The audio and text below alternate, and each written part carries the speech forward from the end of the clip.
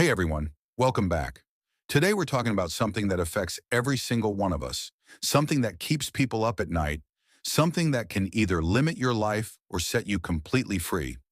I'm talking about money. More specifically, I'm talking about financial freedom. Now, what is financial freedom? It's not about being rich. It's not about driving a Ferrari or living in a mansion. Financial freedom is simpler and more powerful than that.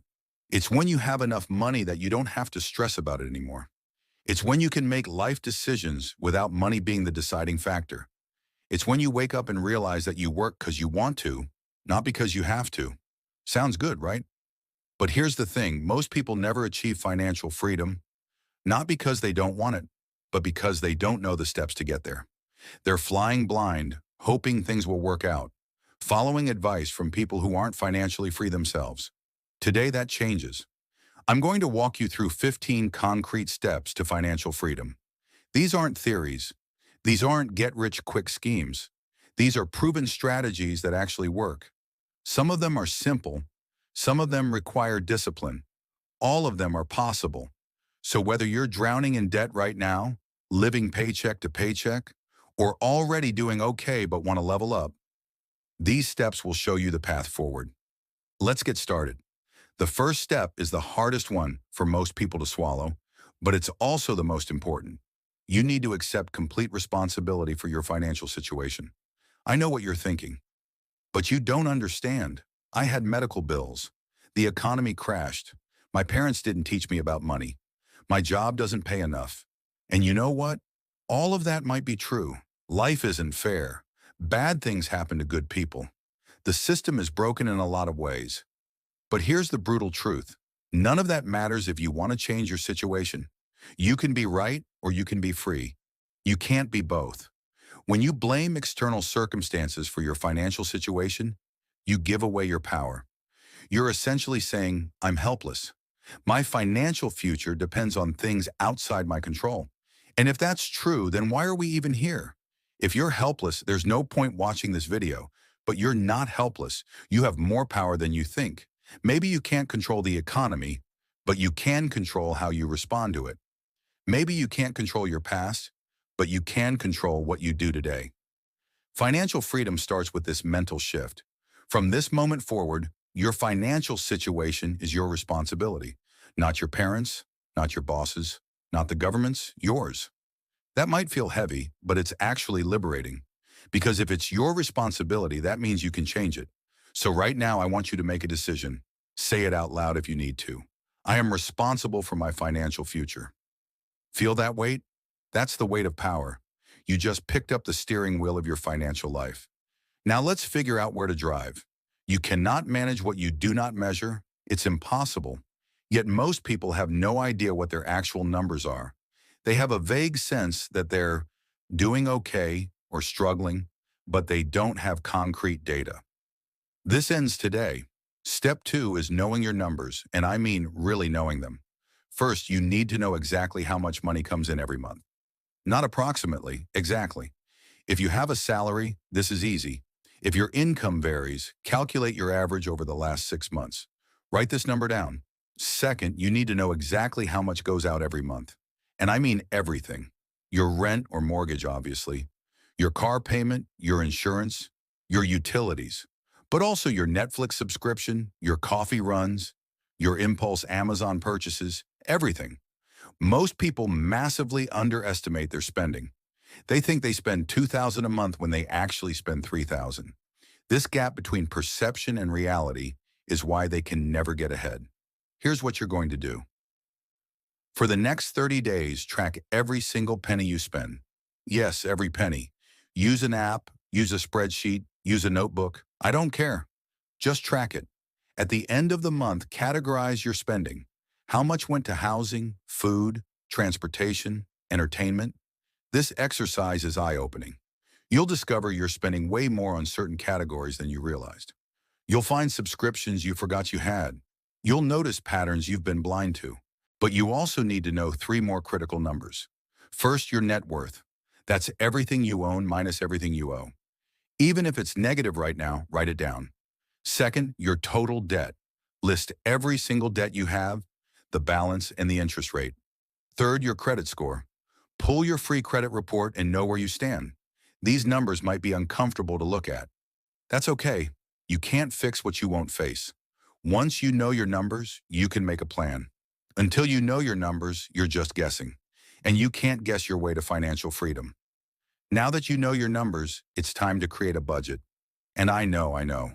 The word budget makes people think of restriction and deprivation, like a diet. Nobody likes diets, but a budget isn't about restricting yourself. A budget is a plan. It's a map. It's you telling your money where to go instead of wondering where it went. Here's how to create a budget that actually works. Start with your income. That's the top line.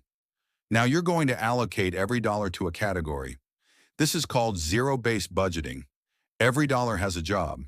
First, cover your four walls: food, shelter, transportation, and basic utilities. These are non-negotiable. You need a place to live, a way to get to work, food to eat, and lights that turn on. These come first, always. Next, minimum debt payments. You have to pay these or face serious consequences. Put them in the budget.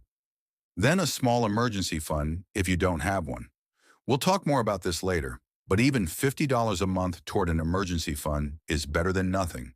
After that, everything else: insurance, phone bill, internet, gas, clothing, entertainment, dining out, subscriptions, whatever. Here's the key. Your budget needs to be realistic. If you allocate $50 a month for food and you have a family of 4, that's not realistic. You're setting yourself up to fail. Be honest about what things actually cost, but also be intentional. If you're spending $500 a month eating out and you're in debt, that's a choice. You can choose differently. A budget shows you where you have options.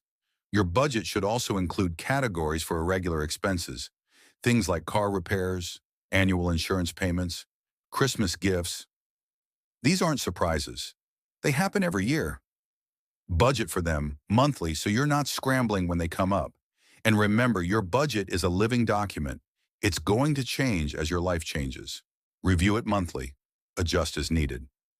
The goal isn't perfection. The goal is awareness and intentionality. A budget gives you control. It transforms you from someone who reacts to money to someone who directs money. That's a game changer.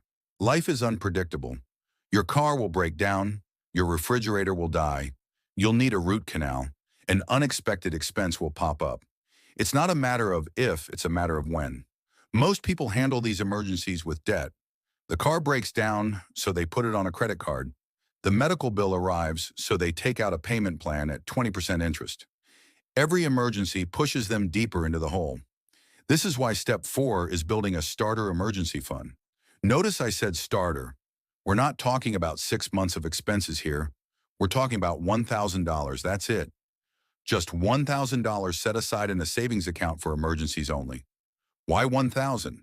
Because $1,000 covers the vast majority of common emergencies: a car repair, a broken appliance, an urgent trip. It's enough to break the cycle of going into debt every time something unexpected happens. Now, if you're currently drowning in debt, you might be thinking, why would I save money when I have debt at 18% interest? Fair question. Here's why. Because without an emergency fund, you'll never get out of debt. You'll make progress on your debt, then an emergency will hit, and you'll pile it right back on. You'll be stuck in this loop forever. The starter emergency fund breaks the loop. It's your buffer, your cushion, your "I've got this" fund. So how do you build it? You scrape together $1,000 as fast as humanly possible. You sell stuff you don't need. You work extra hours. You skip the fancy coffee and pack your lunch. You get intense. For some people, this takes a month. For others, it takes 6 months. That's okay. The timeline doesn't matter. What matters is that you're building it. And once you have it, you don't touch it unless it's a real emergency. Not for a sale, not for a vacation, not because you really want something, only for genuine emergencies. This $1,000 will give you something money can't usually buy: peace of mind. You'll sleep better knowing that if something goes wrong, you can handle it. You're no longer one emergency away from disaster. That's powerful. If you have debt, this step is going to be the longest and the hardest part of your journey, but it's also the most transformative, because you cannot build wealth with a pile of debt hanging over your head. It's like trying to fill a bucket with a hole in the bottom. First, let's be clear about what counts as debt. Credit cards, car loans, student loans, personal loans, medical debt, money borrowed from family. If you owe it, it's debt. Your mortgage is a separate category we'll address later. Here's the strategy, the debt snowball method. List all your debts from smallest to largest, regardless of interest rate. Pay minimum payments on everything except the smallest debt. Throw every extra dollar you can find at that smallest debt. Why smallest first? Mathematically, you'd save more money paying off the highest interest rate first. That's called the debt avalanche method, and it's perfectly fine if you want to use it. But money is emotional, not just mathematical. The debt snowball gives you quick wins. When you pay off that first debt, even if it's just a $500 credit card, you feel victory. You feel progress. That feeling gives you momentum. Once the smallest debt is gone, you take everything you were paying on it and roll it to the next smallest debt. Now you're paying even more on that one. When it's gone, you roll everything to the next one. The payments get bigger and bigger, like a snowball rolling downhill. This requires sacrifice.